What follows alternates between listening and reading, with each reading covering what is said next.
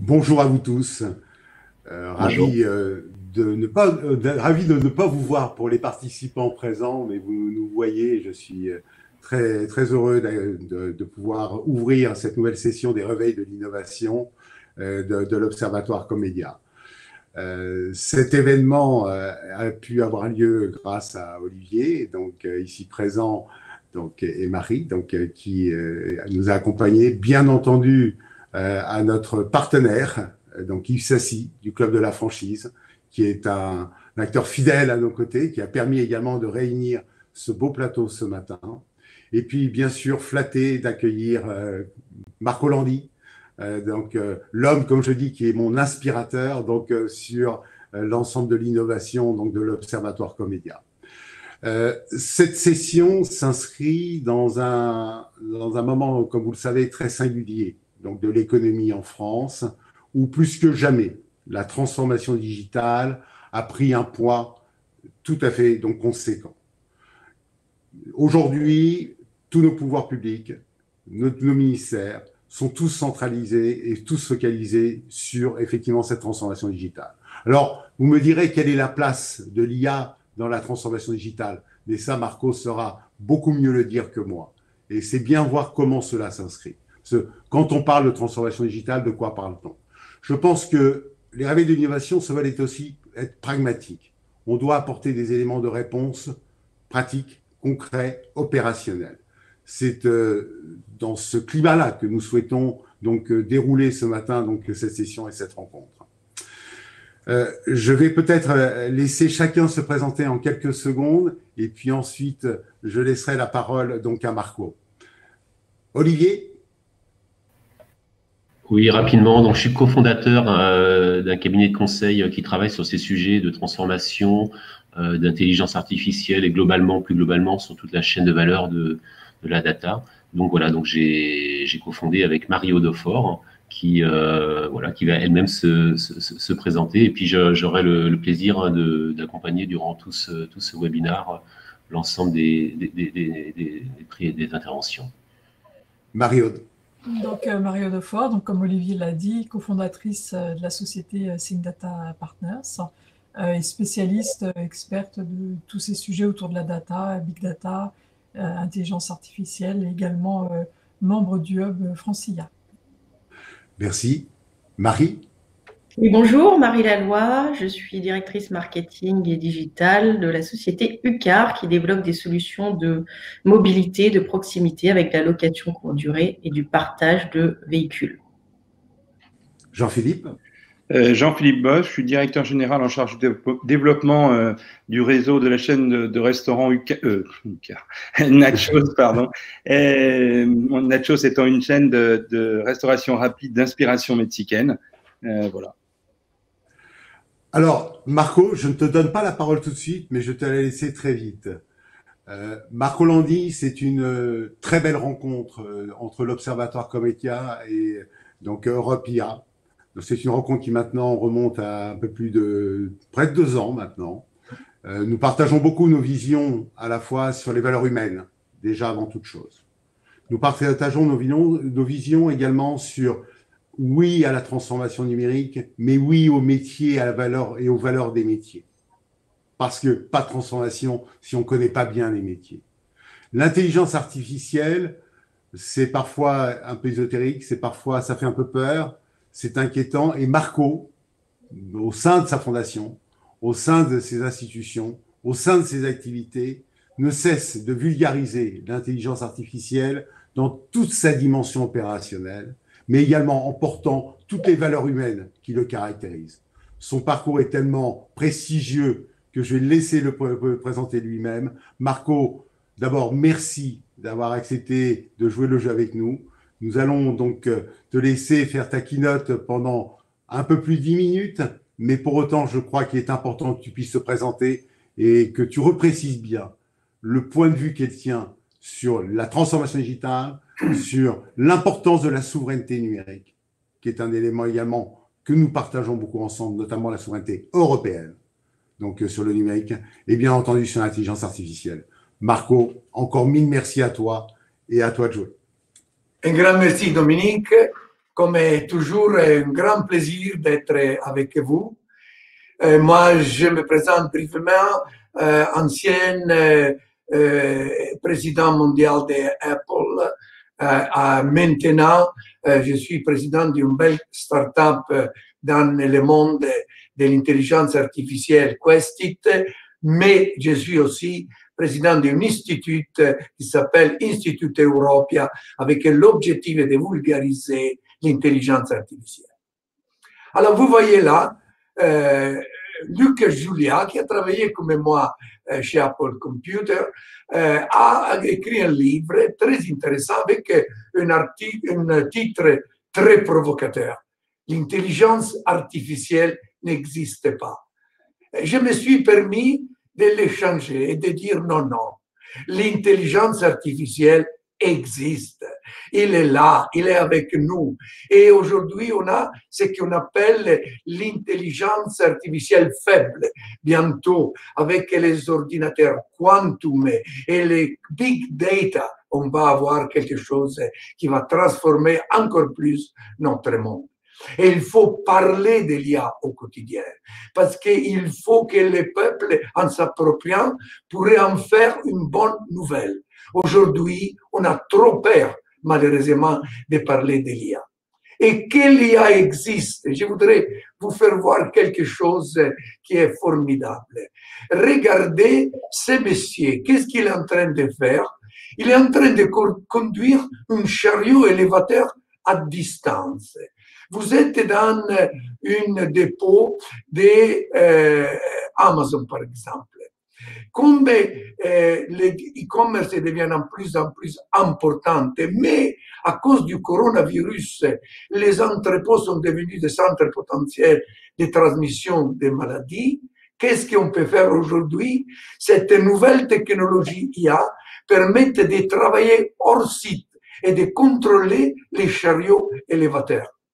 On va bientôt à les avoir complètement autonomes, mais on est déjà au milieu d'une transformation qui permettrait à des gens qui sont vraiment dans un environnement complètement protégé, faire les chargements des camions sans avoir aucun problème.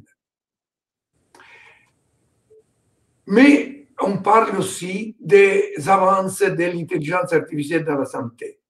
On connaît bien, on en parle beaucoup, l'aide que l'IA donne aux médecins pour mieux dépister les cancers du poumon. Mais on a plus. L'IA permet d'identifier une éventuelle démence à un stade très précoce. On a aujourd'hui l'IA qui écoute l'atout et détecte le Covid-19 via un réseau neural. L'intelligence artificielle est là. Et vous avez de plus en plus des agents virtuels qui sont pour l'administration publique, qui sont pour l'e-commerce, qui sont toutes des applications qui vont rendre les commerces et la relation entre les fournisseurs et les clients d'une façon beaucoup, beaucoup plus simple. Je vous donne là des exemples. Nicole, c'est lancé par le département des Alpes-Maritimes et donne toutes les informations sur le Covid. Deuxième, Caterina, la mairie de Sienne, pour rendre la relation entre les citoyens et l'administration publique plus simple. Vous vous faites reconnaître, vous avez besoin d'un certificat de mariage, Caterina vous envoie le certificat de mariage ou de naissance directement à la maison. Eh oui, bien, l'intelligence artificielle est là.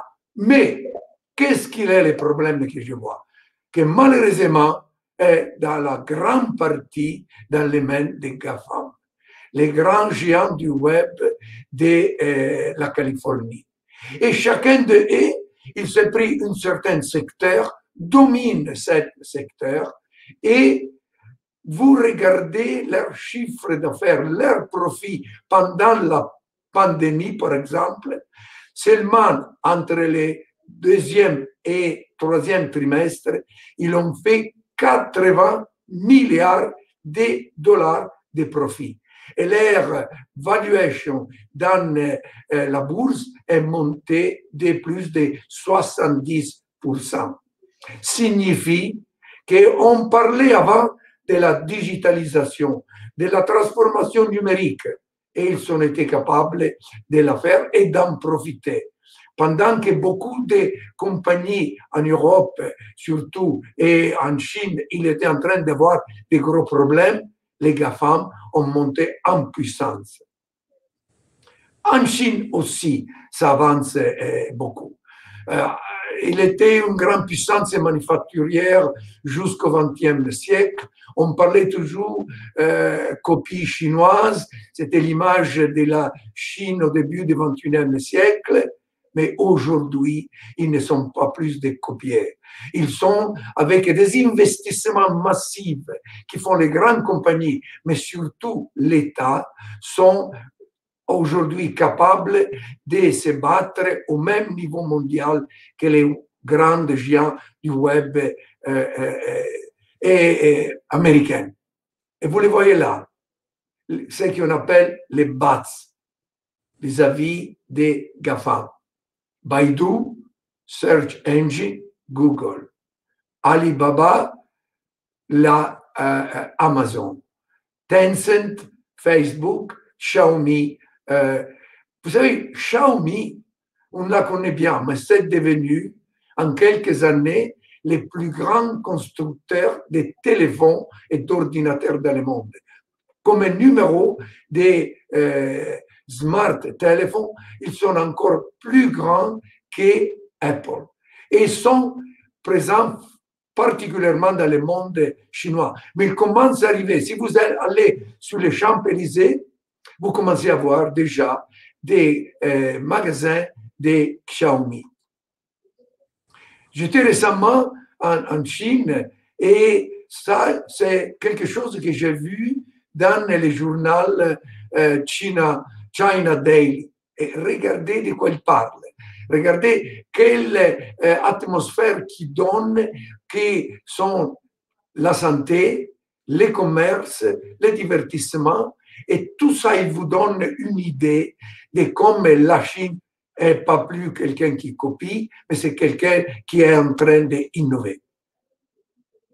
Et récemment, ils ont donné une pouce à ce qui sera la monnaie numérique en Chine. Les citoyens pourront télécharger un portefeuille numérique sur leur smartphone à partir d'une application qui sera gérée par l'État. Aujourd'hui est déjà une monnaie numérique testée en coopération entre les secteurs bancaires et les entreprises, comme Alibaba et Baidu, desquelles je vous ai parlé avant. Imaginez-vous quelle quantité de données ils vont avoir. Ça, dans le même temps, il fait peur. L'État pourra analyser les habitudes de dépenses et combien chaque citoyen possède. Il pourra suivre et taxer les transactions. La voie vers un accroissement du pouvoir géopolitique de la Chine est là. Mais il n'est pas que la Chine. Il y a un autre monde. Vladimir Poutine, le mois de décembre de l'année passée, a dit qu'il dominera l'intelligence artificielle, dominera le monde. Et un mot dans la bouche de Poutine comme ça, je pense qu'il fait peur. Et nous donne un message. Voilà, à nous, Européens. Parce que nous, on s'est endormis. On est en train de devenir une colonie de GAFA. Et un continent qui n'est pas capable de jouer un rôle dans l'intelligence artificielle. On a besoin, et ça c'est mon message un peu partout où je suis en train d'aller à faire des conférences, pour l'Europe, est le moment de s'unir ou de subir. Si vous regardez bien, l'Europe a été bâtie sur des grands projets. La CECA dans les années 50, l'Airbus, imaginez-vous s'il n'y avait pas l'Airbus dans les années 70, les GSM dans les années 90, mais après, on a perdu la possibilité vraiment de créer des grands projets au niveau européen. On a la nécessité d'un grand projet européen pour l'IA, où universités, instituts de recherche, entreprises, start-up se mettent tous ensemble pour donner à nos jeunes et à nous tous la possibilité vraiment de jouer un rôle dans les nouvelles technologies. Parce que l'IA bouleverse tous les pans de la société. Les domaines scientifiques, les domaines économiques, les enjeux sociétaux dans la santé, dans l'éducation, dans les transports, dans la communication. C'est vrai ce qu'il dit Poutine. Qui maîtrise l'IA domine le monde. Et c'est la raison pour laquelle nous, on a créé ici, dans la Côte d'Azur, à Sophia Antipolis, ce qu'on appelle la maison de l'intelligence artificielle. Un lieu qui crée la possibilité d'unir l'écosystème de toute l'IA au sein des espaces et des collaborations. On veut aider les jeunes à mieux comprendre l'intelligence artificielle, les grands publics à s'approprier de la connaissance de l'intelligence artificielle. Et pour animer la maison de l'intelligence artificielle, on a créé l'Institut Europia. Allez dans le site instituteuropia.eu. L'objectif, c'est de fédérer les acteurs de l'IA et des nouvelles technologies. Mais surtout, et ça c'est très important, parce qu'en Chine, ils travaillent pour contrôler les gens. En Amérique, ils ne le font que pour des business. Nous, on doit le faire pour promouvoir l'humain au cœur de l'IA et des nouvelles technologies. Et c'est la raison pour laquelle il faut communiquer sur l'IA, sur les nouvelles technologies, favoriser le développement, la visibilité auprès du grand public. Voilà mon message final. L'intelligence artificielle est là, elle a une grande importance. Il faut s'en approprier, il faut la comprendre. Il faut être sûr qu'on ne s'inquiète pas, mais au contraire, on fait de tout ce qu'il est possible pour arriver à créer un grand plan de l'intelligence artificielle en Europe. Mais surtout, je voudrais dire, comme je suis en face de plusieurs entrepreneurs, il faut accélérer la transformation numérique. Parce qu'aujourd'hui, si on pense de revenir au même système de commerce qu'on avait avant le coronavirus, on se trompe beaucoup. Tout va changer. La chose de laquelle il faut s'approprier le plus vite possible, c'est transformer, innover. C'est le thème de notre conférence aujourd'hui. Innover en utilisant les nouvelles technologies. Il n'y a pas d'autre solution. Parce que si on ne les innove pas, on va se trouver dans une situation où nous tous, on va avoir de graves problèmes. Améliorer, rallonger la vie de l'homme grâce à la médecine cognitive et je dirais utiliser l'IA pour nous envoyer dans les étoiles. Merci. Merci beaucoup, Marco. Merci. Olivier, maintenant, essayons de reprendre donc effectivement la vision qui est celle de l'opérationnalité, donc que doit apporter l'IA et sa place dans la transformation numérique pour qu'on comprenne bien également la jonction entre les deux dimensions qui sont celles-ci. Et je crois qu'on est convaincus que tous ici réunis, comme Marco et tout l'écosystème de l'innovation, et de plus en plus les grandes entreprises, les TPE, les PME, les ETI, à cette volonté d'embrasser l'innovation sans crainte, mais avec efficience. Olivier, à toi. Tout à fait. Tout à fait, merci. Merci Marco pour cette belle vision qui nous permet de prendre un peu de hauteur. Bon, bien sûr, je suis complètement en phase avec ce que vous avez dit. Quel est le message que nous, on souhaite faire passer? On souhaite continuer dans cette logique. Vous parlez de d'acculturation, de faire redescendre quelque part l'IA dans le grand public, hein, pour redonner la place de l'humain sur ce sujet. Ce qu'on a essayé de faire, nous, c'est essayer de rentrer, en fait, de descendre en fait au sein des entreprises pour essayer de voir un petit peu la réalité qu'il y avait sur le marché des entreprises, comment se positionner en fait les entreprises par rapport à ces sujets d'IA, et essayer d'avoir un peu un arrêt sur image, une photographie pour essayer de quantifier. Alors c'est un sujet qui n'est pas évident dans la mesure où il y a quand même pas mal d'études sur ces sujets-là. On a rencontré beaucoup d'entreprises, mais l'idée, ça a été vraiment de calibrer le niveau de maturité des entreprises, essayer de voir très concrètement en fait où on se situe aujourd'hui. Alors très concrètement, en fait, on s'aperçoit que le niveau de maturité est très disparate en fonction de la typologie d'entreprise. Il y a un axe qui est très important, la taille de l'entreprise. En effet, des TPE, des PME sont peut-être un peu moins présentes sur ces sujets-là, et des grands comptes, en effet, sont un peu plus présents. Donc, on a essayé quand même, malgré tout, de donner un peu une vision et cadrer, en fait, à travers 4 profils typologies d'entreprises tels qu'on les a détectés, aperçus, et sur lesquels on a pu avoir pas mal d'échanges. Donc, si on peut lancer les petits visuels, hein.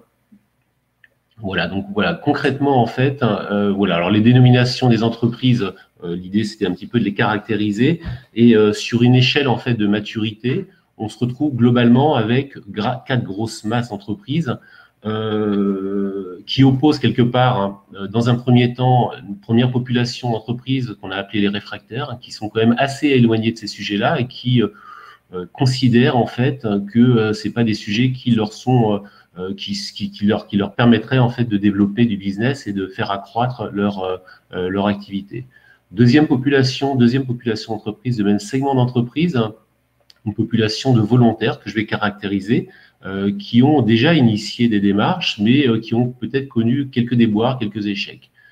Troisième niveau d'entreprise en termes de maturité, les initiés. Donc les initiés, c'est des entreprises qui ont commencé véritablement à engager une démarche, qui ont des résultats qui sont probants, mais qui ne sont pas encore complètement dans une approche de data-driven qui caractérise quelque part le quatrième segment. Quatrième segment, j'ai envie de dire, ce n'est pas simplement les GAFA, mais c'est des entreprises qui sont déjà très impliquées, qui ont complètement modifié leur business model pour mettre quelque part au cœur de leurs problématiques et au cœur de leur stratégie les problématiques data et les problématiques d'intelligence artificielle. Donc, si on rentre un petit peu dans le détail, qu'est-ce que nous disent ces entreprises qu'on a caractérisées comme identifiées comme réfractaires? Voilà, il y a 4 items en fait qui remontent, qui sont assez significatifs. Le premier, très souvent, en fait, c'est, alors lorsqu'il y a de la donnée, bien évidemment, c'est des problèmes, on va dire, de qualité de données, problèmes d'architecture de données, problèmes de gouvernance autour de la donnée. Donc, ce sujet-là est important au sein des entreprises, dans la mesure où ça peut être un frein assez important sur le fait de ne pas s'engager sur des sujets de valorisation de la data et de valorisation de développement de sujets d'IA. Deuxième élément aussi important, c'est un petit peu le syndrome de je suis trop petit pour un trop gros investissement. Alors, là aussi, ça c'est des éléments qu'on a, des items qui sont très fortement remontés et qu'on souhaite aussi là aussi démystifier dans la mesure où il y a des sujets qui peuvent être engagés au niveau de l'intelligence artificielle et qui ne nécessitent pas nécessairement des investissements qui sont conséquents. Il faut tout simplement en fait dimensionner en fonction de ces problématiques, mais la taille de l'entreprise n'est pas nécessairement un frein à des sujets de développement d'intelligence artificielle. Troisième élément, et qui j'ai envie de dire, alors il est en troisième position, mais l'ordre n'a pas d'importance, et j'aurais presque envie de dire qu'il faudrait presque le mettre en première position, il n'y a pas de sponsor au niveau de ma direction. Ça, c'est un élément qui est crucial, qui est important, et on le verra après derrière. C'est un élément qui ressort du coup positivement sur les entreprises qui sont plutôt data-driven. Il faut absolument, inévitablement, avoir un sponsor à minima au niveau du COMEX. Et j'ai envie de dire, idéalement, il faut que la direction générale, voire la présidence, en fait, soit dans cette logique de curiosité et d'acculturation autour de ces sujets d'IA. Donc, c'est très important, en effet, d'avoir un sponsor en haut de l'entreprise pour que ensuite les métiers puissent s'exprimer sur ces sujets-là. Et quatrième sujet qui est plus, on va dire, une conséquence, c'est la problématique des ressources. Pas de ressources externes pour des raisons après derrière légitimes de manière économique ou d'organisation, de structure, et plus globalement par un sujet qui ressort aussi normalement par rapport à un manque de lisibilité par rapport au marché. Aujourd'hui, le marché de l'IA est extrêmement complexe. Il y a beaucoup d'acteurs, il y a les éditeurs, il y a les cabinets de conseil, il y a des startups. Je m'entendais dire que on voyait un prestataire, un partenaire potentiel le matin qui nous disait blanc, l'après-midi il nous disait noir. Donc c'est très très dur de se positionner, et donc c'est très dur de se positionner en fait pour essayer de cadrer l'organisation, la gouvernance, la roadmap lorsqu'on souhaite déployer un sujet d'IA. Donc la notion de ressources aussi est un élément crucial. Certes, aujourd'hui on sait qu'il y a potentiellement une pénurie de ressources sur ces sujets-là, mais pour une PME, c'est assez difficile de mettre quelque part le pied à l'étrier en termes d'organisation sur ces sujets. Le deuxième segment, les volontaires, on est sur des entreprises qui souvent en fait ont décidé de tester, alors tester sous forme de POC, très souvent, donc une logique de test and learn un petit peu, et souvent c'est des tentatives qui ont échoué. Alors pour X raisons, ça peut être en effet des problèmes de qualité donnée, j'en parlais précédemment. Ça peut être aussi, et c'est le deuxième item qui remonte, et ça c'est, on milite notamment au sein de notre cabinet Syndata avec Marie-Aude, il est absolument nécessaire d'intégrer les métiers, et j'ai envie de dire, il n'est même pas nécessaire d'intégrer les métiers. On verra tout à la fin la façon en fait dont il faut administrer un projet autour de l'IA, avec notamment le rôle de chacune des entités au sein des entreprises. Donc, il ne faut pas simplement l'intégrer, j'ai envie de dire, il faut que ce soit les métiers qui initient ce genre de projet. Et quelque part, de manière décorrélée, déconnectée de l'intelligence artificielle. Il y a un besoin qui émerge au niveau des métiers, et l'idée, c'est de voir si l'IA peut y apporter une réponse. Mais lorsqu'il y a des sujets sur lesquels les métiers ne sont pas intégrés, c'est quasiment, on va dire, 100% d'échecs, 90% d'échecs. Aujourd'hui, il faut savoir que les initiatives sous forme de POC qui sont lancées, aujourd'hui, il y a un chiffre qui peut être perçu comme alarmant dans la mesure où il y en a à peu près 60% qui n'aboutissent pas, qui ne montent pas à l'échelle, qui ne sont pas utiles, ou qu'on s'aperçoit tout simplement qu'il n'y a pas d'efficacité, il n'y a pas de levier business pour l'entreprise. Donc ça, c'est un vrai sujet. Et le premier écueil, très souvent, c'est que les métiers ne sont pas intégrés dès l'amont de la problématique, dès le besoin. Le troisième aspect, j'en ai un petit peu parlé, je l'ai un petit peu évoqué, c'est cette notion d'offre marché qui est complexe et qui rend en fait difficile la gouvernance, l'articulation à mettre en place entre des startups, entre des gros cabinets de conseil, entre des sociétés spécialisées. C'est assez complexe, ou de la régie, ou des recrutements et des ressources internes. Donc, trouver en fait la bonne articulation sur l'ensemble de ces acteurs n'est jamais évidente, et avec une première réflexion à avoir, est-ce qu'on part sur une approche totalement interne, externe, ou une approche mixte? C'est pas évident de cadrer en fait la ressource, d'autant plus qu'on est sur malgré tout sur une inflation des budgets et des coûts en termes de ressources. Et le quatrième point sur ces volontaires aussi, sur cette cible volontaire, c'est des use cases qui sont inapplicables. Donc ça, j'ai envie de dire, c'est quelque part un peu impardonnable.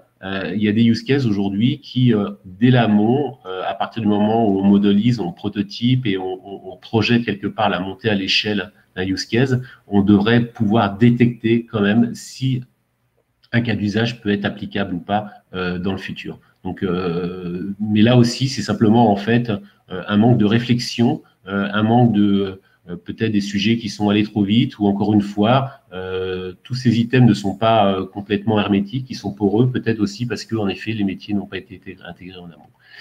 Donc voilà la deuxième catégorie d'entreprises, des initiatives compresses, mais des déceptions, et des déceptions souvent qui remontent aussi au niveau du comité de direction, et très concrètement, retour à la réalité, voilà, on a mis quelques centaines de KE sur la table, on s'aperçoit qu'il n'y a rien derrière au bout d'un an, au bout de 2 ans, donc qu'est-ce qu'on fait? Est-ce qu'on continue? Est-ce qu'on ne continue pas? Troisième typologie d'entreprise, des entreprises qu'on a qualifiées comme étant des initiés. Donc, très concrètement, en fait, la roadmap, elle est correctement lancée, la feuille de route, elle est évidente, mais on est encore dans des entreprises qui n'ont pas pleinement, en fait, mis la data au cœur de l'entreprise. Donc, qu'est-ce qui les caractérise? Très souvent, en fait, ces entreprises qui ont lancé des POC, des initiatives, qui sont des POC qui sont en cours de validation. C'est des entreprises qui ont compris qu'il y avait une vraie synergie à mettre en place avec les métiers. Donc, il y a des équipes, il y a de la transversalité qui s'opère au sein de l'entreprise. C'est des entreprises aussi sur lesquelles on a un début de construction au niveau de la team data, donc qui se concrétise soit par la présence d'un chief data officer ou du moins par la structuration d'un data lab avec un équilibre entre expertise en interne et ressources externes pour des besoins de production. Et c'est une entreprise aussi qui est, ça c'est très important, qui est curieuse, qui est en veille par rapport aux solutions, qui est en veille par rapport au marché, qui commence à connaître l'univers des startups et qui a capacité quelque part à détecter les partenaires qui pourraient les accompagner de manière très chirurgicale sur un sujet précis. Donc voilà le troisième niveau des entreprises qu'on a caractérisé comme les initiés. Alors, je vois qu'on me signale, il y a pas mal de petites questions. Alors, je vais les lire en live. Si Mario aussi, si tu vois des questions qui sont sur lesquelles il y a des éléments à apporter, n'hésite pas. Attends, je le lis en même temps. Oui, tout à fait, la gouvernance. Alors, je peux répondre sur peut-être quelle procédure pour faire confiance dans un outil intelligent sans expertise dans l'entreprise. Donc là, on aborde toutes les problématiques quand même liées à l'éthique, au biais, à la confiance. Donc il y a notamment des recommandations qui ont été faites par un groupe d'experts de la Commission européenne et qui commencent à être outillés. Et il y a un certain nombre d'outils qui existent pour vérifier, par exemple, qu'il n'y a pas de biais dans les données. Donc c'est quelque chose qui commence à se développer. Et vous avez raison, c'est un point extrêmement important, la confiance qu'on peut accorder dans les algorithmes. Ok. Autre point aussi, hein, cette notion de retard à combler. Je vais en parler parce qu'après, derrière, une fois qu'on aura déterminé le quatrième segment, je vous donnerai un petit peu notre ressenti parce que c'est la quantification. Alors, même s'il y a des études qui ont été faites par des gros cabinets qui ont essayé de mettre des chiffres sur, quelque part, une notation sur le niveau de maturité, nous, on a un retour au niveau du terrain qui nous permet un petit peu d'évaluer où est-ce qu'on se situe très concrètement. Et pour faire écho complètement à ce que disait Marco tout à l'heure, avec en effet une approche un peu bipolaire, hein, la Chine et les US qui ont des accélérations très fortes et l'Europe qui peut être perçue comme étant à la traîne. Et c'est pas vrai partout en fait. Il y a des sujets sur lesquels on est extrêmement bien présent. Donc je termine hein, par rapport à notre approche. Juste pour compléter, parce qu'il y avait une autre question aussi au niveau européen. Et oui, il y a des projets de plateforme IA au niveau européen. Donc il y a une volonté européenne à ce niveau-là. Donc le quatrième segment, hein, celui qu'on a envie de voir dans toutes les entreprises, parce que en effet, il y a un côté inéluctable au fait que l'IA sera présent à la fois au sein des entreprises et à la fois dans notre vie au quotidien, et c'est déjà le cas aujourd'hui. On vous montrera à travers tous les use cases qu'on va vous présenter par la suite, ces entreprises hein, qui sont dans notre jargon data-driven. Donc là, très concrètement, qu'est-ce qui les caractérise? Il y a une vraie démarche d'acculturation, de formation des collaborateurs, et j'ai envie de dire, on aurait pu mettre un S à collaborateurs, de tous les collaborateurs, c'est-à-dire vraiment de la direction générale jusqu'au terrain, lorsqu'on est face à un réseau de magasins ou un réseau de franchisés. Voilà, tout le monde en fait passe à face au moins de sensibilisation et utilise quelque part en fonction de leurs besoins l'usage de l'intelligence artificielle. Deuxième point aussi, c'est des use cases qui sont très clairement en production avec des résultats qui sont probants, qui sont effectifs et qui sont mesurés.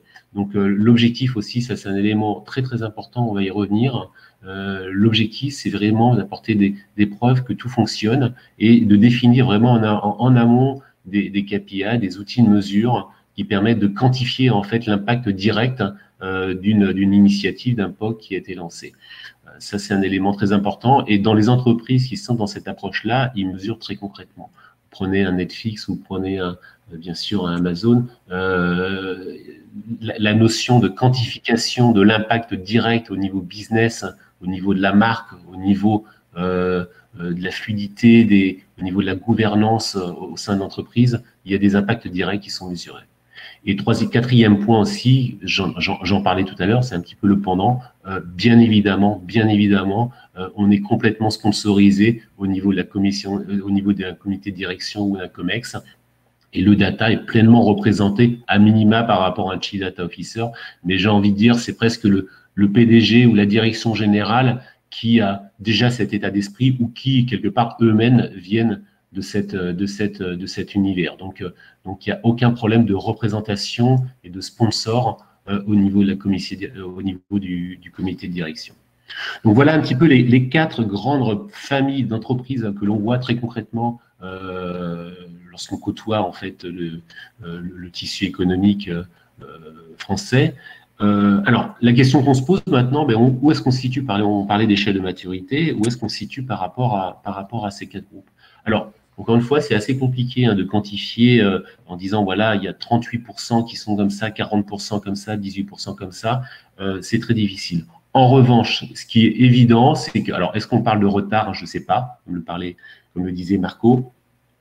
Très clairement, on a beaucoup plus d'entreprises qui peuvent être caractérisées soit comme des réfractaires, soit comme des volontaires. J'ai envie de dire, la majorité se situe à ce niveau-là. Alors, lorsqu'on regarde après derrière nos détails, on s'aperçoit qu'en effet, on est sur des entreprises de taille moyenne, voire de petite taille, mais on s'aperçoit aussi qu'il y a des gros groupes de communication, des gros groupes ou des grosses entreprises qui dépassent le milliard de chiffre d'affaires et qui ont tout juste en fait initié ce type de démarche ou qui ont commencé en fait à amorcer quelque chose, mais qui, par rapport aux potentialités que peut avoir l'apport de l'IA dans une entreprise, est très mal dimensionné ou absolument pas dimensionné comme ça devrait l'être. Donc, on s'aperçoit globalement que le niveau de maturité, si on pouvait qualifier, il est quand même plutôt, alors c'est pas médiocre, mais il est plutôt en devenir, on va dire, on va positiver, mais il y a encore énormément de travail. Et très souvent, on s'aperçoit que lorsque nous avons cette population, ce segment des volontaires, il y a beaucoup d'entreprises volontaires qui veulent initier ce type de démarche et qui sont confrontés à des gros sujets de problèmes de gouvernance et de qualité de données, d'architecture de données. Et ça, c'est un élément aussi très important qui fait que, comme souvent sur des sujets data, voilà, on passe 90% à essayer de rendre la matière, l'information propre avant de partir dans des phases de modélisation qui peuvent éventuellement servir après derrière les métiers sur des sujets bien précis. Donc voilà un petit peu la photographie qu'on a voulu caractériser au niveau des entreprises.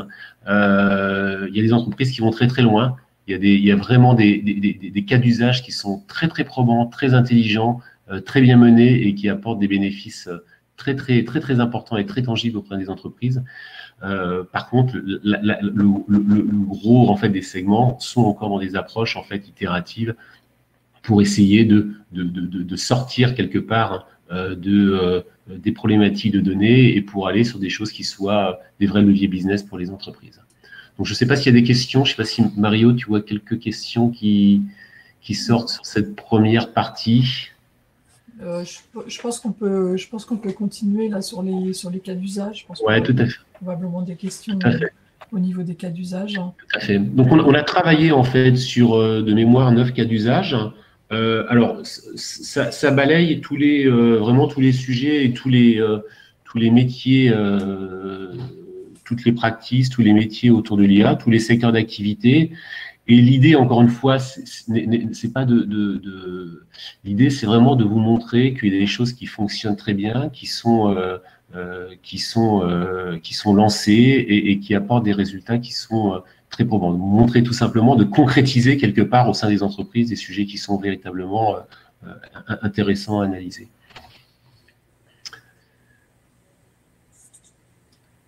Et donc, comme le disait Marco Landi, tous les pans de la société et tous les secteurs d'activité sont impactés, voire disruptés par l'intelligence artificielle. Donc, on a choisi de vous montrer juste quelques cas d'usage, mais vraiment le nombre des usages possibles, ça tente vraiment à l'infini. Donc, le premier cas d'usage dont on voulait vous parler, c'est la détection de tendances pour répondre à une demande client. Donc là, en fait, on va pouvoir analyser un certain nombre d'images donc pour détecter des tendances par des couleurs, des formes, des motifs, des textures, etc. Donc, on a beaucoup de secteurs d'activité qui sont impactés par ça. Donc, par exemple, le secteur de l'automobile, on va aller capter en fait sur les réseaux sociaux les couleurs, les formes, les tendances, voir si les tendances perdurent dans le temps, et essayer de prédire en fait si la tendance va se poursuivre ou pas. Le secteur de la mode, du luxe, des cosmétiques peuvent tout à fait utiliser ces usages. Donc, on va vraiment utiliser les réseaux sociaux, les influenceurs, de l'analyse de masse, analyser des photos publiées sur Instagram, par exemple. Et donc, le gain, c'est vraiment la validation de la pertinence des tendances, leur évolution, la prédiction de l'évolution des tendances et le potentiel. Et donc, ça peut aussi aider justement à gérer les stocks, par exemple dans le secteur de la mode, en fonction de cette évolution de tendance déterminée. Pour faire écho, hein, je ne sais pas s'il y en a qui connaissent les cabinets de tendance qui eux-mêmes ont leur cœur de métier, c'est la tendance, comme Nelly Rodi. Nelly Rodi, en fait, travaille avec ce type d'approche en analysant en fait tous les mouvements qui se passent sur les réseaux sociaux et avec en effet des approches d'IA pour détecter des tendances. Donc, c'est une tendance de fond et l'univers de la mode, du luxe aussi est très très présent sur ces sujets-là. Et il y a de belles pépites, de belles startups hein, qui sont positionnées sur ces sujets. Alors, il y avait une question en amont, Mario. Alors, je reviens un petit peu en arrière sur un sujet qui tient à cœur. Former les jeunes à ces nouveaux métiers autour de l'IA me semble primordial, sachant qu'ils sont déjà très connectés. Oui, la formation. Oui, tout à fait. Mais ça, je pense on l'adresse aussi dans les slides de conclusion. Mais effectivement, la formation et la culturation, il y a beaucoup de choses qui se passent dès le lycée pour apprendre, même pour apprendre aux enfants à coder.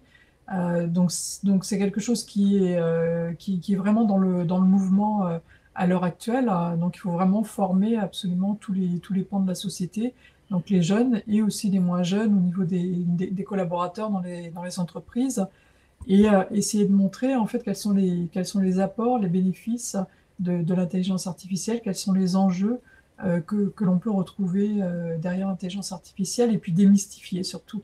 Dire vraiment ce que c'est et sortir du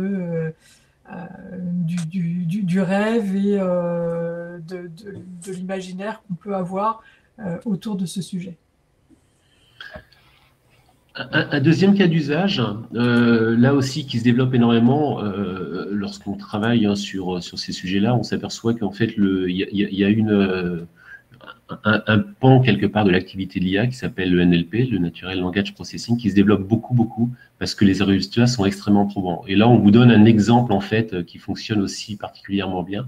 Cette notion d'email en fait, de réponse en fait à des emails qui sont complètement automatisés, c'est-à-dire qu'il y a en amont en fait une analyse des emails entrants, parce qu'on s'aperçoit très souvent en fait la typologie des demandes sur des emails entrants, donc soit sur un service client, quoi. Peu importe hein, la source ou le canal d'entrée, mais on s'aperçoit que les demandes en fait tournent très souvent autour de mêmes sujets. Donc, dans 80% des cas, en fait, les emails, on peut les analyser. Donc, il y a une analyse qui se fait de manière complètement automatique à partir d'une analyse de langage. Et ce qui est intéressant aussi, qu'on a la capacité en fait à générer du contenu, c'est-à-dire à générer des réponses là aussi de manière complètement automatisée. Aujourd'hui, il y a des startups qui sont positionnées véritablement sur de la génération de contenu. Quand je dis la génération de contenu, c'est l'écriture de réponses automatiques, d'articles automatiques, mais avec une approche personnalisée, voire ultra personnalisée. Donc là, les bénéfices sont concrets, sont immédiats. On est dans un service 24/24. Si à 3 heures du matin, vous souhaitez envoyer un email parce que votre véhicule n'a pas été livré ou parce que il y a un problème sur un achat que vous venez d'effectuer, vous pouvez avoir une réponse potentiellement dans les 2-3 minutes, même à 3 heures du matin. Bien évidemment, il y a une baisse significative au niveau de la charge qui est porté par l'entreprise. Il y a très souvent, en fait, parce qu'on s'aperçoit que le contenu, les réponses sont très, très pertinentes. Donc, une réponse qui est très, très probante.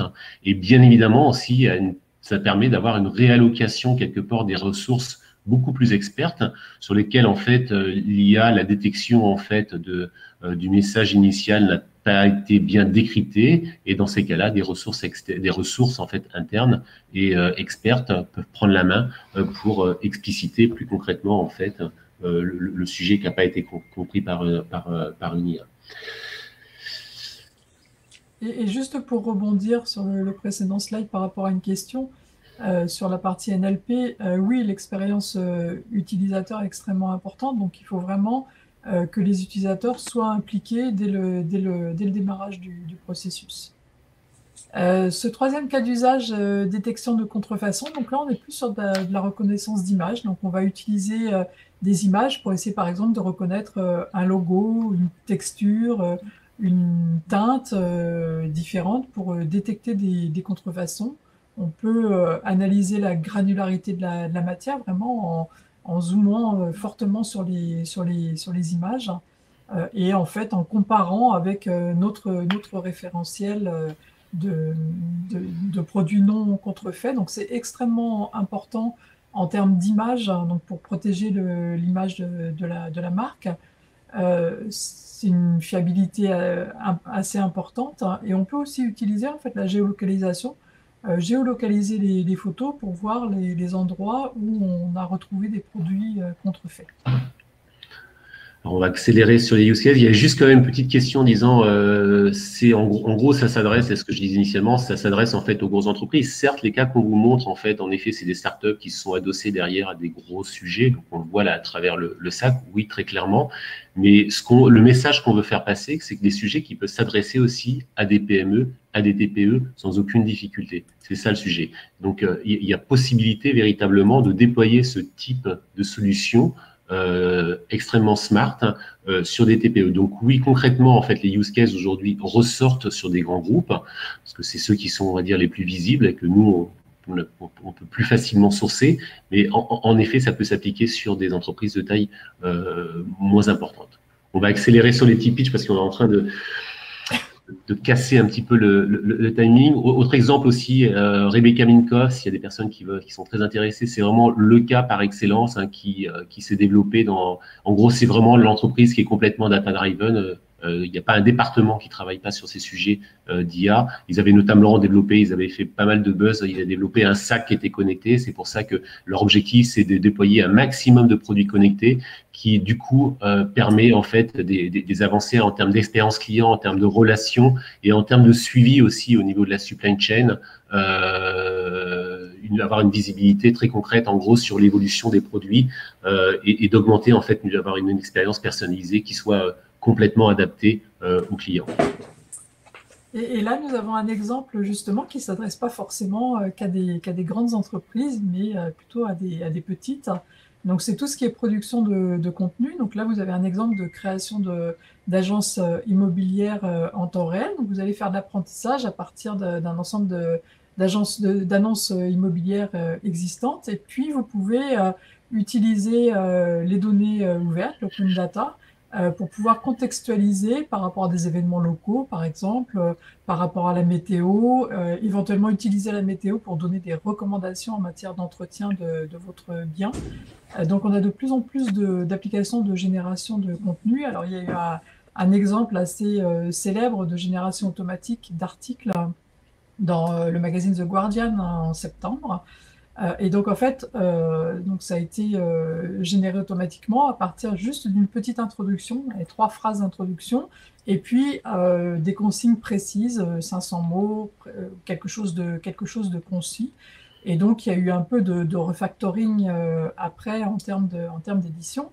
Mais la conclusion quand même du Guardian, c'est qu'ils ont mis moins de temps à améliorer l'article que s'il avait été rédigé par un humain. Donc, cette génération de contenu, c'est probablement, et tout ce qui est NLP, c'est probablement ce qu'on aura de vraiment visible dans les années qui viennent. Autre exemple, alors je milite pour les TPE, pour les PME, là, pas de chance, hein, c'est un gros projet qui est développé, mais j'en parle parce que c'est quand même une avancée qui va complètement bousculer l'industrie de la mode. Donc c'est Amazon qui devrait lancer en 2021 la possibilité en fait d'avoir en fait un essayage complètement virtuel avec l'essayage en fait de look en fonction des produits qui ont été choisis et simplement en fait en communiquant une photo en fait de vous-même, de votre sizing et la possibilité de visualiser vraiment en temps réel les produits qui sont choisis. Donc ça révolutionne, vous imaginez bien que ça révolutionne complètement l'approche au niveau de la mode et j'ai envie de dire encore plus aujourd'hui. Donc c'est un gros projet qui s'est fait à partir de nouvelles approches d'utilisation des réseaux de neurones, des réseaux neuroganes. Et voilà, donc on est dans une digitalisation qui est globale et ça va être, alors je ne sais pas comment ça va être déployé en 2021, mais il l'annonce très concrètement sur 2021 et ça va être aussi potentiellement une révolution, bien évidemment, vous vous doutez, avec les impacts qu'il peut y avoir sur les réseaux de magasins physiques sur lesquels on a aujourd'hui beaucoup de difficultés, bien évidemment, encore plus aujourd'hui, mais l'essayage physique est encore plus délicat aujourd'hui. La reconnaissance vocale qui s'est vraiment beaucoup développée ces dernières années, notamment avec les enceintes connectées. Donc, il y a des expériences de paiement vocal sécurisé. Donc, en fait, sur le paiement vocal, vous allez recevoir un appel, répondre sur votre smartphone avec une phrase prédéfinie. Et donc, vous aurez une reconnaissance de votre voix et puis, pareil, un envoi de code pour valider. Donc, il y a des expérimentations en cours aussi dans le secteur bancaire pour passer des virements, dialoguer avec son conseiller, regarder ses comptes. Donc, il y a beaucoup de perspectives. Derrière, on a aussi tout ce qui est agent conversationnel.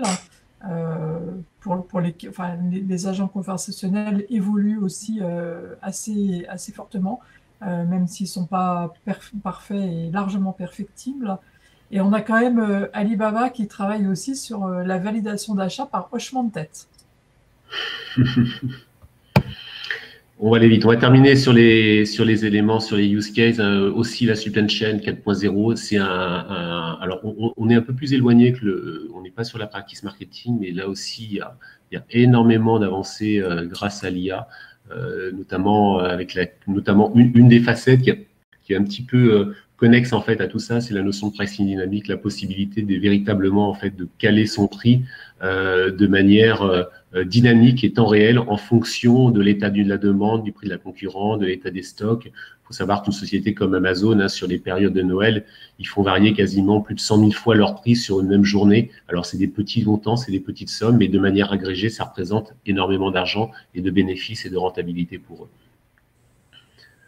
Alors, ce cas est intéressant. Netflix, c'est de l'ultra-personnalisation. Ça ressemble au modèle économique d'Amazon et Netflix, par exemple, sauf que, par exemple, pour Netflix, on ne vous demande rien au départ, et donc la personnalisation va se faire au fur et à mesure du visionnage. Dans ce cas, c'est un petit peu différent. Il y avait des questionnaires, et surtout, il dispose de beaucoup de données, notamment sur tout un tas de détails au niveau des vêtements, sur les boutons, la position des poches, les différences de taille entre les marques. Et donc, ils combinent tout ça de manière algorithmique avec également des stylistes pour proposer des box. Et donc, la personne qui reçoit la box est libre de garder les vêtements ou de les renvoyer. Et donc, on a une boucle de rétroaction avec les documents, avec les vêtements renvoyés pour pouvoir améliorer la personnalisation. Et donc, ils ont été plus loin et ils font aussi du design de vêtements de manière complètement algorithmique. Donc, ils partent sur des styles passés, ils regardent quelles sont les tendances en termes de couleurs et puis ils recomposent des nouveaux styles. Et donc, le gain, c'est évidemment l'expérience client qui est optimisée et puis une rationalisation des coûts et notamment de la gestion des stocks également. Donc voilà, donc l'idée à travers ces quelques, voilà, on a 9 cas d'usage sur lesquels voilà, il y a des résultats, vous l'avez compris, qui sont complètement, qui sont confirmés, qui sont probants. Donc l'idée maintenant, ça va être de lancer la table ronde numéro 2 pour faire interagir par rapport à tout ce qu'on s'est dit, Marie et Jean-Philippe. Et peut-être en amont, on a travaillé en fait sur, on a identifié à peu près 5 à 6 facteurs clés de succès pour mener un projet d'IA. Donc, on va peut-être introduire la table ronde sur ces facteurs clés de succès et dans un deuxième temps très rapide, faire réagir Marie et Jean-Philippe et puis globalement, en fait, faire interagir tout le monde pour échanger et pour aussi prendre un maximum de questions qui sont posées aujourd'hui. Donc, voilà. Donc, si on essaie de cadrer, de définir un petit peu ces facteurs clés succès. On a identifié de mémoire 5 ou 6. J'ai envie de dire, le premier, le plus important, et ça fait écho aussi avec ce que disait Marco, c'est l'idée, en fait, lorsqu'on démarre en fait, un projet d'IA, paradoxalement, c'est d'oublier l'IA. Très concrètement, en fait, alors c'est pas un effet de jambe, c'est vraiment une démarche où il faut, encore une fois, penser à travers un besoin métier et avoir énormément de bon sens par rapport à une problématique au sein de l'entreprise. Après, l'IA est là, en fait, dans une approche, en fait, pour essayer d'apporter une solution. Alors, on s'aperçoit que, à la fois sur les aspects marketing et dans tous les secteurs d'activité, on s'aperçoit qu'à chaque fois qu'il y a un sujet qui est mis sur la table, très concrètement, l'IA peut apporter un éclairage très intéressant, voire résoudre une problématique, mais c'est important véritablement d'injecter en fait énormément de bon sens et de partir véritablement sur un besoin concret, identifié, qui va à un moment donné servir un client si on est dans une problématique business. Ça, c'est un élément extrêmement important. J'ai envie de dire, l'IA doit s'effacer en fait à chaque amorce de projet, et ça, c'est véritablement central.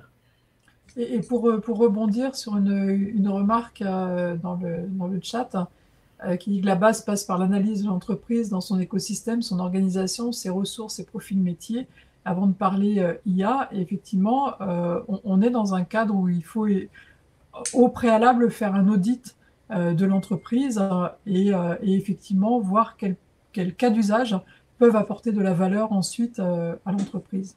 Donc ça va dans le sens de pour faire de l'IA, oublier l'IA. D'accord. Peut-être Marie et Jean-Philippe sur ce premier parti pris, peut-être. Est-ce que vous êtes d'accord ou pas? Comment vous voyez les choses? Alors, bonjour déjà à toutes et à tous. Alors, plus que penser le besoin métier, je dirais qu'il faut penser le besoin client, parce que le métier, ça peut être vu comme le métier interne, et on est souvent contraint par des silos d'entreprise. Et la data, l'IA de manière générale, elle doit être transversale à toutes ces structures d'entreprise.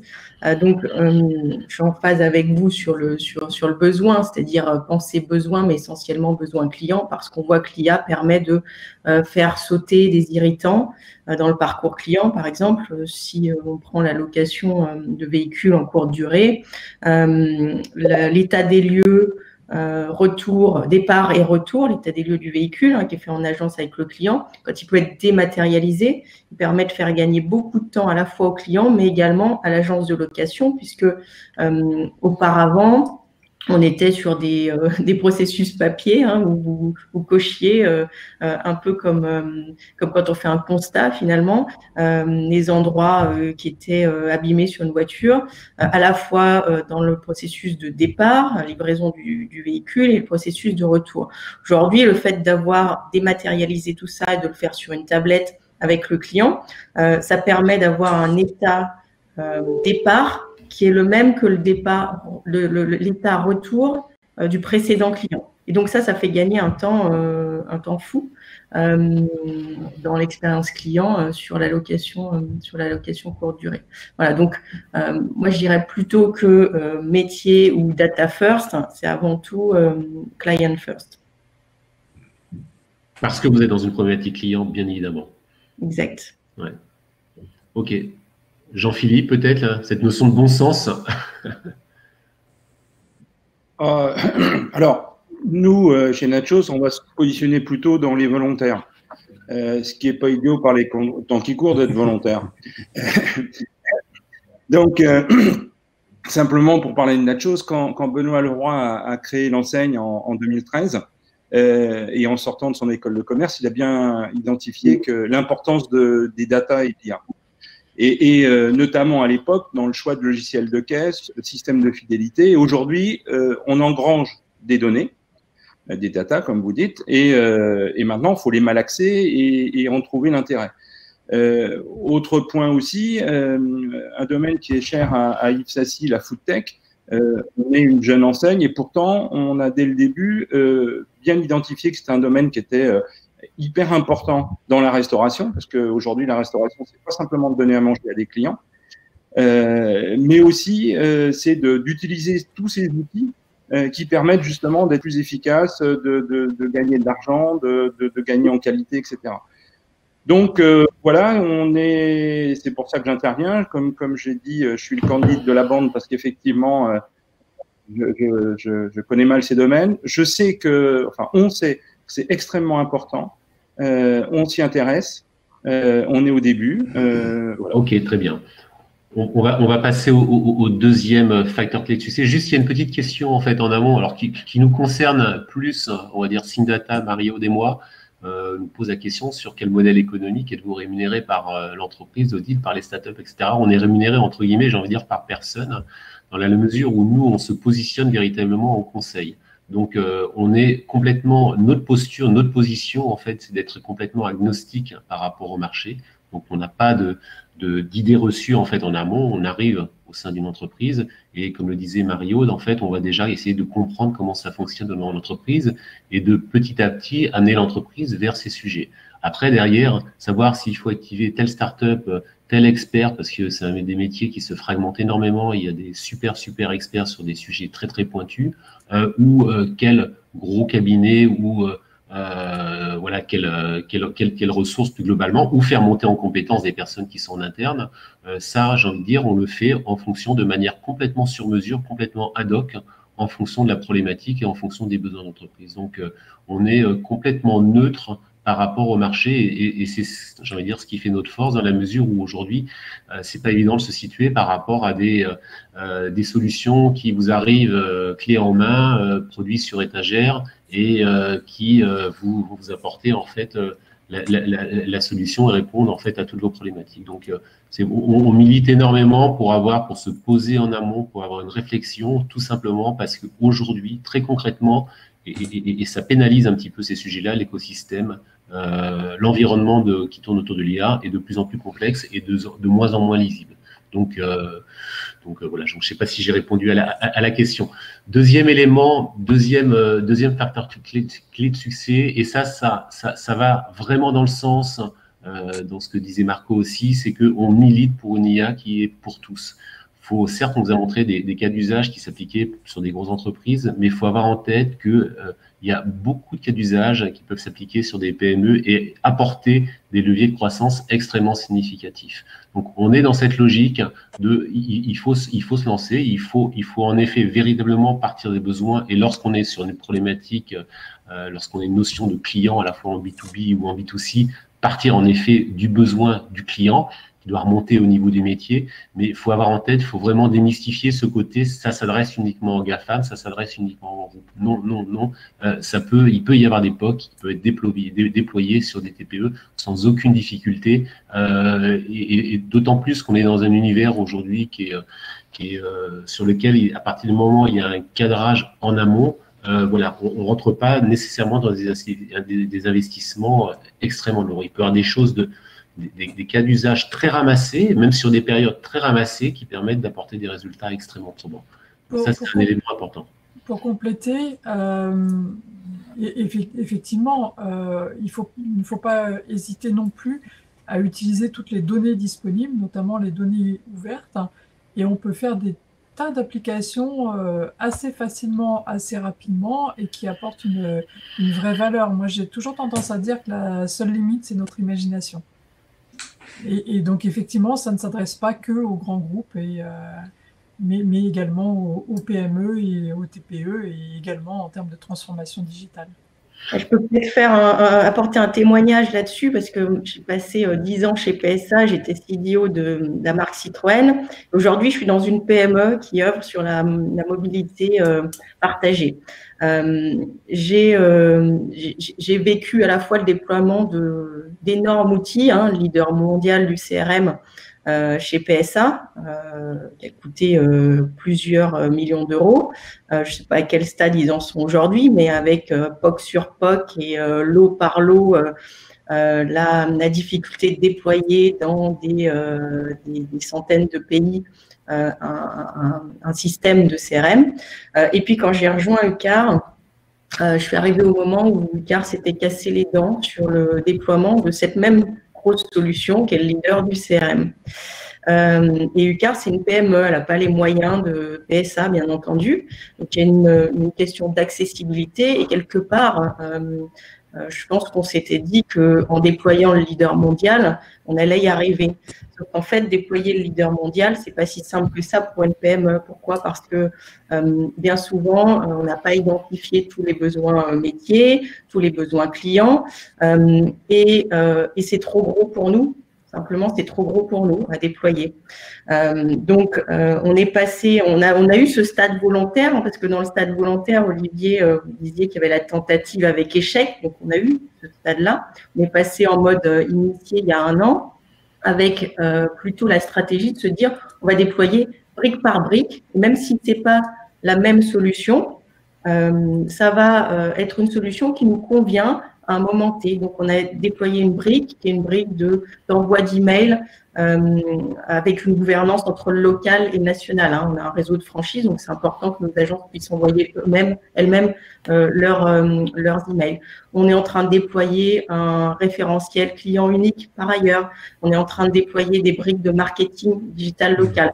Et en fait, toutes ces solutions, elles ne sont pas possédées par un seul et même acteur. En fait, toutes ces solutions, aujourd'hui, dans un monde où on est plein d'API et de web services, elles arrivent à communiquer entre elles. Et pour une PME, ce qui est extrêmement compliqué, c'est d'avoir une visibilité sur un projet à, je sais pas, 3 ans, 5 ans. Il faut qu'on arrive à avoir des bénéfices assez immédiats. Et pour moi, la timeline qui était hier sur un PMT de 3 à 5 ans, mon PMT, en fait, il est de 3 mois à 1 an maximum, sans perdre de vue la vision globale, bien entendu. Voilà. Donc, je vois dans les commentaires Salesforce et une usine à gaz, je ne les ai pas cités, mais c'est un peu ça. Et en fait, je pense qu'on a voulu se payer un paquebot, et un paquebot, c'est difficile à piloter, puis parfois, ça prend des icebergs aussi. Voilà. Voilà, je pense que UCAR va devenir un cas d'école, à mon avis, parce que la façon dont vous procédez, je pense que c'est vraiment la façon dont il faut procéder sur ce type de sujet. On avance, on arrive très rapidement en fait sur les derniers facteurs clés de succès. Cette notion de sur-mesure, j'en ai parlé, mais ça cautionne complètement en fait ce que Marie vient de dire, cette notion de s'adapter en fait par rapport aux outils du marché et de pas partir sur une solution toute faite et vraiment d'avoir en fait des briques utiles en fonction du besoin, donc besoin métier, bien évidemment, besoin client. 4e point aussi qui est fondamental et qui fait complètement écho à ce que disait Marco, c'est cette notion véritablement, il est fondamental en fait d'acculturer l'entreprise, de s'intéresser, de se former, de lire, de regarder, de démystifier globalement, et ça, comme Mario, et c'est son cheval de bataille sur cette logique de formation véritablement, quoi. C'est vraiment fondamental d'acculturer l'entreprise véritablement. Et en fait, d'acculturer vraiment tous les collaborateurs, parce que je prends un exemple bête, mais une donnée mal rentrée, quelque part, ça peut rapidement devenir coûteux. Donc, il faut montrer à quel point c'est important qu'on a toute cette chaîne de valeur et qu'il faut partir de données de qualité et que chacun a un rôle dans l'entreprise justement pour gérer cette qualité de données, et que si on applique des algorithmes sur des données de mauvaise qualité, le résultat sera bien évidemment mauvais. Donc c'est vraiment important d'acculturer tous les niveaux de l'entreprise, et ça peut se faire aussi de manière très ludique. Il ne faut pas rester sur de la formation présentielle ou distancielle plus académique. Donc, il faut trouver des moyens d'innover justement pour faire passer les messages. Et juste un petit point, n'oubliez pas de répondre dans le sondage aussi, hein, si vous voulez éventuellement être contacté par nous après le webinaire. Le 5e point aussi qui est important, je passe rapidement, mais c'est de l'évidence, mais savoir aussi s'arrêter à partir du moment où on est sur un échec en fait au niveau d'un POC. Il y a des POC quand même malgré tout qui n'aboutissent pas, des initiatives qui n'aboutissent pas. Donc, faut vraiment très en amont, systématiquement sur chaque sujet, cadrer et partager les KPI qui vont permettre de dire voilà, est-ce qu'on s'arrête ou est-ce qu'on s'arrête pas. Il faut avoir sa capacité quelque part à mesurer à la fois la réussite mais aussi l'échec. Ça, c'est un élément important parce que on peut quelque part s'embarquer dans des projets long terme qui manifestement n'aboutiront pas. Et je pense que c'est plutôt important de savoir s'arrêter au bon moment ou de déployer à l'inverse au bon moment si on s'aperçoit qu'il y a un potentiel important. Dernier point aussi. Peut-être un retour aussi sur ce point, Marie ou Jean-Philippe, sur le point précédent.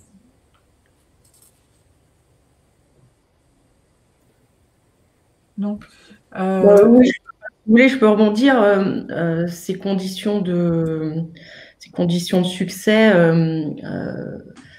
je pense que quand on est dans une PME, on voit assez rapidement si un outil nous apporte plus de bénéfices que de contraintes, parce qu'on est peu nombreux, parce que les ressources sont comptées et qu'elles doivent être hyper efficaces. Voilà. Donc, moi, je suis en phase avec vous et aussi avec la nécessité d'être hyper agile sur les outils que l'on choisit. Un outil peut répondre à un besoin à un moment T et puis ne plus y répondre à un autre moment. D'où la nécessité aussi de ne pas s'engager dans des déploiements qui durent des mois et des mois. Voilà, donc je pense qu'il faut vraiment rester agile sur ses choix, ne pas hésiter à remettre en question un outil qui a peut-être été bon à un moment et qui l'est moins parce que le besoin métier et client a évolué. Et ça, c'est un travail à faire en amont, vraiment les critères de go et de no-go. Il faut vraiment qu'ils soient définis très clairement en amont des projets. Je crois, pour témoigner en tous les cas, c'est que il faut vulgariser. Marco Landi l'a dit, il faut vulgariser, ça fait peur, parce qu'on voit tous les travers qu'il peut y avoir sur l'IA, et pour autant, c'est extrêmement important, à mon sens, et donc il faut vraiment vulgariser.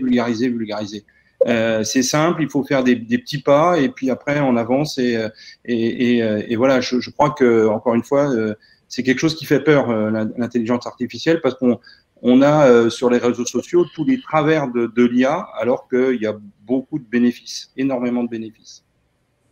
Et ça fait la transition parfaite avec l'IA, l'âge de raison. Donc, on est effectivement arrivé à l'âge de raison pour l'IA. On a des grosses catégories d'applications qui fonctionnent bien. Donc, il faut vraiment y aller maintenant et effectivement ne pas avoir peur de l'intelligence artificielle, mais prendre les projets, les prendre comme des projets normaux, les cadrer, les gérer, donner les critères de go et de no-go, ne pas être trop ambitieux, avancer par petits pas, mais il faut y aller et on est effectivement plus loin maintenant des peurs qui ont été générées, propagées, notamment sur les réseaux sociaux. Ok, très bien. Bon, on va avancer tout doucement vers la conclusion. Alors peut-être avant de faire peut-être un dernier tour de table pour un dernier mot de conclusion, on a travaillé sur en fait voilà, on a essayé de synthétiser sur un slide la façon idéale en fait dont on doit procéder pour développer un projet d'IA au sein de l'entreprise et surtout en fait l'attribution des rôles en fonction des différentes tâches. Alors, en sachant que ça peut bien évidemment être modulé, évoluer en fonction de la typologie d'entreprise, mais globalement, c'est quelque chose qui nous paraît intéressant de partager pour véritablement essayer d'optimiser en fait la réussite d'un projet en IA. Alors oui, il y a juste un dernier élément aussi qu'on souhaitait partager. Ouais, juste effectivement, on a sur la culture de la data dans l'entreprise, on a 3 niveaux important. On a tous les cas d'usage qui vont vraiment être centrés sur la data, sur l'utilisation des données. Par exemple pour l'expérience client ou pour capter des données issues de capteurs. On a toute la dimension vraiment centrée sur le client, comment on fait pour améliorer la connaissance client, pour avoir plus de satisfaction au niveau client. Et on a aussi toute la dimension employée, donc l'impact de l'intelligence artificielle, notamment sur les ressources humaines, et donc de gérer l'évolution des métiers, notamment l'évolution des compétences, comment on peut mieux former les gens, quels sont les parcours de carrière qu'on peut déterminer. Donc on va avoir un gros impact aussi de l'intelligence artificielle pour les ressources humaines et aussi pour gérer la transition en termes de métier. Donc voilà, donc pour conclure, est-ce qu'on peut définir en fait on parlait des facteurs clés succès, mais des éléments en fait d'attribution de rôle sur un projet d'IA. Globalement, il y a cette séquence qu'il faut essayer de conserver. On conseille véritablement d'être dans cette logique-là. Donc le premier point, ce qu'on a précisé, lorsqu'on initie un projet, en effet, c'est par les métiers, et comme le précise Marie aussi, bien évidemment, lorsqu'on est sur une problématique client derrière, par les clients, bien évidemment, métier qui sous-tend derrière les clients. Il faut être absolument, on l'a bien précisé aussi, sponsorisé par le CODIR, ça c'est un élément essentiel, fondamental, et c'est une condition véritablement nécessaire pour mener à bien ce type de projet. Olivier, j'ai une question, permets-moi. Aujourd'hui, je crois qu'en vous entendant, il y a une dimension qui est importante. On voit bien la data, on voit bien l'intelligence artificielle, on voit bien en filigrane donc la transformation numérique.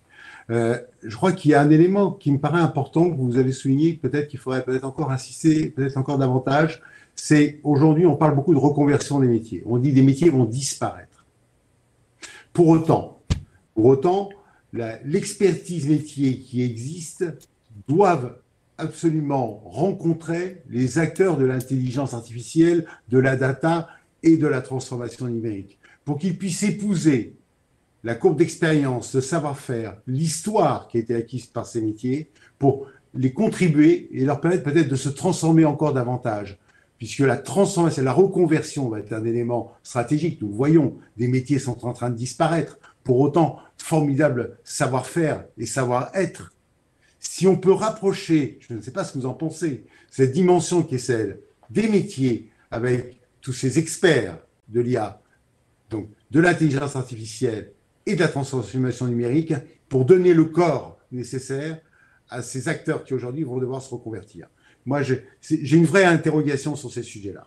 C'est vrai que c'est fondamental. Aujourd'hui, alors il y a des études qui sortent, qui évaluent à peu près c'est pas évident de le quantifier, mais entre 40 et 60% des métiers qui vont être impactés, impact direct lié à l'IA, avec sur certains métiers en effet de la substitution, donc du remplacement, qui est difficile à quantifier, mais sur beaucoup de métiers de la transformation et de l'évolution. Donc ça, c'est une évidence. Et encore une fois, c'est un des facteurs clés de succès qu'on a mentionné. Quelle est la meilleure façon, quelque part, de faire évoluer ces métiers? Mais encore une fois, c'est d'être curieux, c'est de former, c'est que les entreprises comprennent qu'il faut former et acculturer toutes les personnes de l'entreprise et que l'évolution se fait en fait assez naturellement, que chacun à travers son métier, puisse identifier véritablement les bénéfices, les leviers et en quoi l'IA peut apporter, en fait, faire évoluer le métier de demain et transformer un métier qui aujourd'hui, sur certaines tâches qui sont fastidieuses, qui pourraient être potentiellement automatisées et quelque part garder la partie la plus intéressante et la plus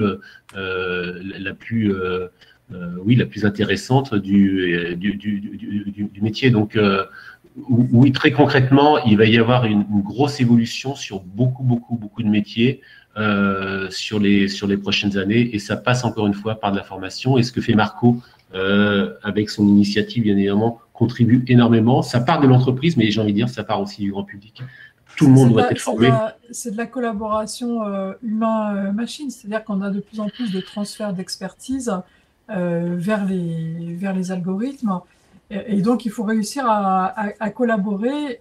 Donc ça, il y a pas mal de formations à faire à ce niveau-là, c'est-à-dire comment on travaille avec l'intelligence artificielle, comment on collabore, quels sont les rôles de chacun et d'accepter en fait qu'on puisse être, nous, augmentés et aidés par l'intelligence artificielle et de se dire que non, on n'est pas remplacé parce qu'on a, on a certaines choses qu'on gère beaucoup mieux, l'empathie, la relation humaine, des choses comme ça, et certaines choses qui sont beaucoup mieux gérées par les algorithmes qui sont capables d'analyser des masses de données considérables en très peu de temps. Donc c'est vraiment cette collaboration humain-machine qui est vraiment au centre de ce qui va être l'évolution des métiers dans le futur. Merci. Je tenais tout d'abord tous à vous remercier. Merci à vous tous d'avoir joué le jeu et de participer et de donner vos témoignages. J'aimerais passer la parole à Marco peut-être pour conclure et pour dire le mot de la fin. Marco, je suis resté un petit peu sur ma fin tout à l'heure dans ton exposé. Tu me disais qu'il faut qu'on crée ces acteurs européens, deviennent des leaders mondiaux. Oui, mais quelle est la crédibilité que l'on peut porter à cette vision que je partage une fois avec toi? Quels sont les facteurs d'espoir qui nous permettent de penser qu'aujourd'hui nous aurons une souveraineté européenne qui sera de dimension internationale, sinon mondiale? Marco, en mot de la fin. Je vais donner la parole. Je voudrais revenir sur ta question. Il ne faut pas se mettre aucune illusion. L'IA va à réduire, il va à éliminer beaucoup de travail. Beaucoup. Mais ce sont les travails qui sont des routines. Mais regardez, toute innovation technologique, il a créé de nouveaux types de travail, il a éliminé beaucoup d'autres. Ça, il faut l'avoir présent. C'est la raison pour laquelle il faut commencer aujourd'hui à réfléchir comment on peut préparer les jeunes. Et là, je reviens à la question de l'éducation, la préparation des jeunes d'Olivier, à laquelle Olivier avait répondu, parce qu'il est fondamental. Il faut commencer dans les écoles, dans les collèges, et peut-être arriver aussi encore plus bas que dans les collèges, à faire apprendre les nouvelles technologies. Parce que qui ne saura pas, il y aura une fracture énorme entre qui aura commencé à se préparer aux nouvelles technologies et qui n'y aura pas. Mais il y a l'autre aspect qu'il ne faut pas oublier. L'IA, ce n'est pas seulement pour substituer, c'est aussi pour aider. Dans la radiographie du poumon, ce n'est pas l'IA qui va prendre la décision finale, c'est le docteur. Mais il va lui donner la possibilité d'identifier les cancers avec une probabilité de 99% et plus, qu'on ne pourrait pas faire avec seulement l'œil du docteur. Alors, moi je vous dirais, il faut vraiment s'acculturer sur ça. Moi, je ne finirai jamais de le dire. Parce qu'il n'y a pas que les réseaux sociaux. Mais regardez beaucoup de films de Hollywood. Les robots qui se révoltent contre nous. Les robots qui vont prendre notre place. L'homme, il était toujours capable de trouver une façon de mettre les nouvelles technologies dans une bonne place. Mais l'IA peut être dangereux parce que regardez ce qui se passe en Chine, regardez ce qui se passe en Amérique. Il faut une Europe forte, surtout parce que, soyons clairs, nous, on a déjà perdu la bataille des plateformes commerciales. Un Google européen, une Microsoft européen, c'est impossible. Mais il y a une bataille à ne pas perdre, c'est dans les entreprises. Les entreprises ont des données énormes, gigantesques. Il faut travailler là. Parce que prenons une entreprise qui vend des machineries. Ils ont des données énormes sur tous les clients qui ont acheté ces machines. Si on utilise ces données, c'est une minière d'or. Pourquoi? Parce que ces données peuvent aider à à prédire l'utilisation, la maintenance qu'il faut faire.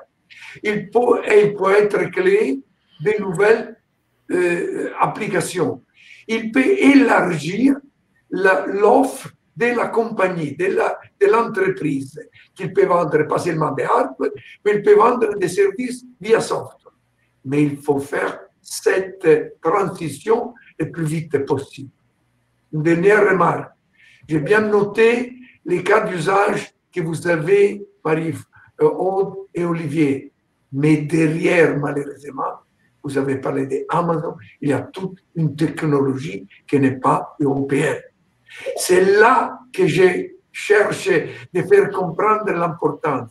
C'est prêt, on peut l'utiliser, mais je ne sais pas si vous avez regardé maintenant qu'est-ce que Amazon il a sorti.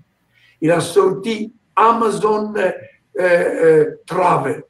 Vous pouvez travailler, voyager en Inde. Vous pouvez aller au Bhoutan et vous allez acheter au Bhoutan à travers Amazon. Comme si vous êtes là. C'est quelque chose de formidable. Qu'on pourrait l'utiliser, c'est vrai, mais ce n'est pas notre technologie. Et c'est là que je vous dis, il faut créer nos talents, il faut qu'on travaille dans les écoles, comme on fait dans la maison de l'intelligence artificielle. On fait venir les jeunes pour lui faire comprendre qu'est-ce qu'il est l'intelligence artificielle et l'importance de l'intelligence artificielle. Merci. Merci. Merci Olivier. Merci beaucoup. Merci encore à Yves Sassi d'avoir permis de vous réunir. Qui n'est pas parmi nous aujourd'hui, mais donc il doit être pas loin, on doit l'observer. Et à très vite pour un nouveau format encore des réveils de l'innovation. Et je crois qu'on saura toujours mettre en valeur l'innovation. Nous croyons que c'est un élément déterminant pour les entreprises, aussi bien pour les TPE, PME, ETI que pour les grands groupes. Je crois qu'on a besoin de regarder l'innovation. Elle a été un petit peu mise à l'écart avec l'effet Covid. On s'est aperçu qu'on l'a un peu abandonnée, faisant valoir qu'elle n'était pas au cœur business.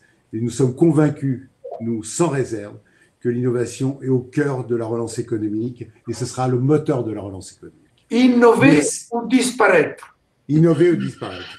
Merci encore à vous tous. Merci. Merci. Merci. Au revoir. Au revoir.